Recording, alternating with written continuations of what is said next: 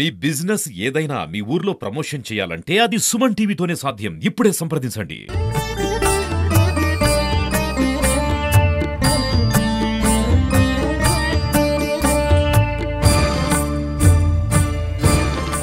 Welcome to Suman TV. ఈరోజు మనం శ్రీకాకుళంలోని ఎంతో ప్రసిద్ధిగాంచినటువంటి దేవతల చేత నిర్మించబడినటువంటి ఉమారుద్రేశ్వర కోటేశ్వర ఆలయంకి అయితే ఉన్నాము. సో అసలు ఈ ఆలయానికి కోటేశ్వర ఆలయం అని, అసలు కోటి లింగాలు ఉన్నాయని అంటున్నారు. అసలు ఇక్కడ ఎందుకు ఆ పేరు వచ్చింది, అసలు ఇక్కడ ఏ దేవతలు నిర్మించారు, బలరాముడు తన నాగలతో నాగావళిని ప్రవహించే విధంగా చేస్తున్నప్పుడు వచ్చినటువంటి నాగావళి నదికి ఆనుకొని ఉన్నటువంటి ఈ గుడి యొక్క ప్రతిష్ట, ఈ గుడి యొక్క ప్రాముఖ్యత ఏంటన్నది ఇక్కడ మన యొక్క సిద్ధాంత గారి గురువు గారిని అడిగి తెలుసుకునే ప్రయత్నం అయితే చేద్దాం. నాతో పాటు రండి. స్వామి నమస్తే. ఇక్కడ ఉమారుద్రేశ్వర కోటేశ్వర స్వామి ఆలయం అంటారు. అసలు కోటేశ్వర స్వామి ఆలయం అని ఇక్కడ ఇలా పేరు వచ్చింది? ఓం నమ శివాయ. నా పేరు ఆరవెల్లి శ్రీరామమూర్తి శర్మ, దేవాలయ అర్చకుణ్ణి. శ్రీ ఉమారుద్ర కోటేశ్వర స్వామి దేవాలయం, శ్రీకాకుళం గుడివీధి.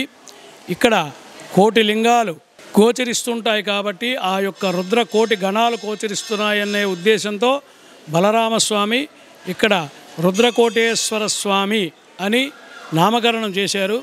అసలు ఈ దేవాలయం పుట్టుక ఏ విధంగా జరిగింది అంటే, మనకి బలరామస్వామి ఈ ప్రతిష్ఠ చేసినటువంటిది మనకు మహాభారతం యుద్ధం జరిగిన తర్వాత అందులో జరిగినటువంటి అన్యాయాలన్నీ చూసి ఆ యొక్క బలరామస్వామి ఈ బంధునాశనం మరియు ఈ అన్యాయాలన్నీ చూశాను కదా, దీని తాలూకా దోష నివృత్తి ఏం చేస్తే బాగుంటుందని శ్రీకృష్ణ పరమాత్మకి అడిగాడట.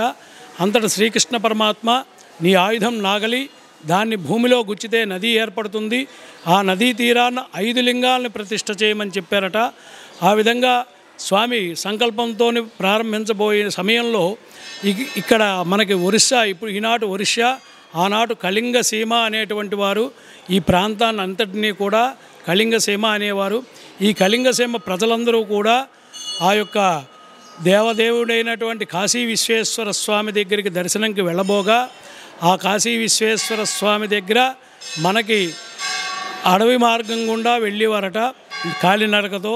అప్పుడు ప్రలంబసుతి అనేటువంటి రాక్షసుడు ఈ యొక్క మానవులందరినీ కూడా భక్షించేసేవాడట.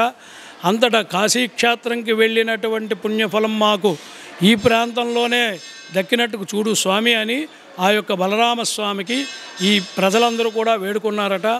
అంతటా బలరామస్వామి ఆయన తాలూకా ఆయుధం నాగలి, దాన్ని రాయగడ కొండలపై నుంచి కూడా తవ్వడం ప్రారంభించారట.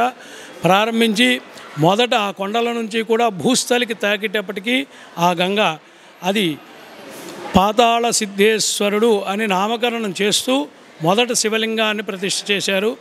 ఆ తర్వాత అక్కడ నుంచి కూడా పార్వతీపురం దగ్గరలో గుంప అనేటువంటి గ్రామం ఉంది. అక్కడ గుంప సోమేశ్వర స్వామి అని 2వ శివలింగాన్ని ప్రతిష్ఠ చేశారు. అక్కడ ఏంటంటే ఆ యొక్క గుంప ఆకారంలో ఉండేటువంటి ఆ కొండపైన స్వామిని ప్రతిష్ఠ చేశారు కాబట్టి గుంప సోమేశ్వర స్వామి అని నామకరణం వచ్చింది.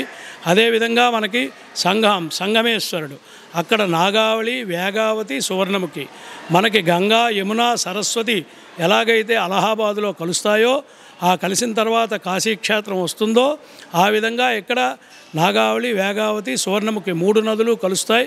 కలిసిన తర్వాత శ్రీ ఉమారుద్ర కోటేశ్వర స్వామి 4వది. ఆ 3 నదులు కలిసిన చోట సంగమేశ్వరుడు అని నామకరణం చేస్తూ 3వ శివలింగాన్ని అక్కడ ప్రతిష్ఠ చేశారు. తర్వాత ఉమారుద్ర కోటేశ్వర స్వామి 4వ శివలింగం శ్రీకాకుళం నడిఒడ్డులో నాగావళి నదీ తీరాన్న ఇది ప్రతిష్ఠ చేశారు. తరువాత కళ్ళేబిల్లి మణినాగేశ్వర స్వామి, అక్కడ నాగుపాములు ఎక్కువగా తిరిగేవట, అందుకు అక్కడ మణినాగేశ్వర స్వామిగా ఆ యొక్క నామకరణం చేస్తూ స్వామిని ప్రతిష్ఠ చేశారు. అదేవిధంగా ఈ 4 శివలింగాలు కూడా తూర్పు ముఖంగా ఉంటాయి. ఈ 5వ శివలింగం అంటే మణినాగేశ్వర స్వామి అక్కడ సాగర గర్భంలో ఈ నది కలిసి చోట కాబట్టి ఆ యొక్క పశ్చిమాభిముఖంగా స్వామిని ప్రతిష్ఠ చేశారు. ఈ 4 లింగాలని తూర్పుముఖంగా దర్శనం చేసి 5వది పశ్చిమాభిముఖంగా దర్శనం చేయడం వల్ల వాళ్ళ తాలూకా పాప పరిహారం, ఇహలో ఉండేటువంటి బాధలన్నీ కూడా తొలగిపోయి వాళ్ళ శరీర ఆరోగ్యం బాగుంటుందనేటువంటి ఉద్దేశంతో ఈ 5 లింగాలని కూడా ఈ విధంగా ప్రతిష్ఠ చేశారు. అయితే ఈ 5 లింగాలని కూడా ఏకకాలంలో దర్శనం చేసుకోవలసినటువంటి ఆవశ్యకత ఉంది. ఒకే రోజు దర్శనం చేసుకుంటే ఆ యొక్క కాశీక్షేత్రంకి వెళ్ళి దర్శనం చేసుకునేటువంటి పుణ్యబలం వస్తుందని ఆనాడు ఆ యొక్క శ్రీకృష్ణ పరమాత్మ బలరామస్వాములు అందరికీ కూడా ఆదేశించి చెప్పారనమాట. అందువల్ల అందరూ కూడా అనువుగా ఉండేటువంటి సమయం కార్తీక మాసం. కార్తీక మాసంలో దేవాలయాలు అన్నీ కూడా రోజంతా కూడా తీసుంటాయి కాబట్టి ఆ యొక్క కార్తీక మాస సమయంలో స్వామివారి ఈ 5 లింగాల్ని కూడా దర్శనం చేసుకుంటారు భక్తులందరూ కూడా. అదేవిధంగా మహాశివరాత్రి నాడు కూడా 24 గంటలు కూడా దేవాలయాలు తెరిచుంటాయి కాబట్టి ఆ రోజు కూడా దర్శనం చేసుకుంటారు.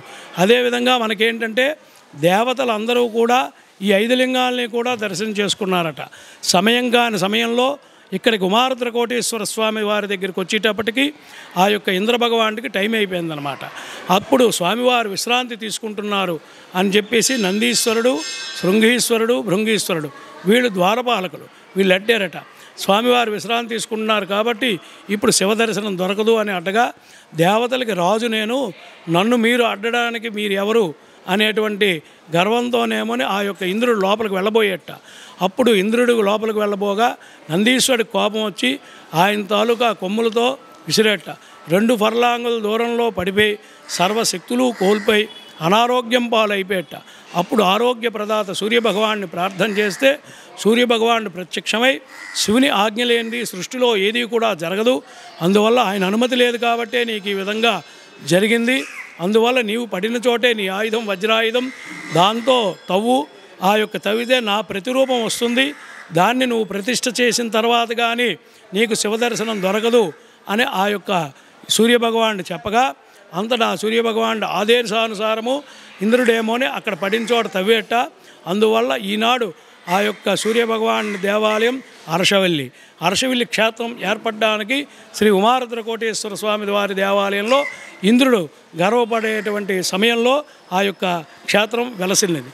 అందుకు ఇంద్ర పుష్కరిణిగా ఆ యొక్క దేవుడు ఇంద్రుడు తవ్వాడు కాబట్టి ఆ పుష్కరిణి ఇంద్ర పుష్కరిణి అంటారు.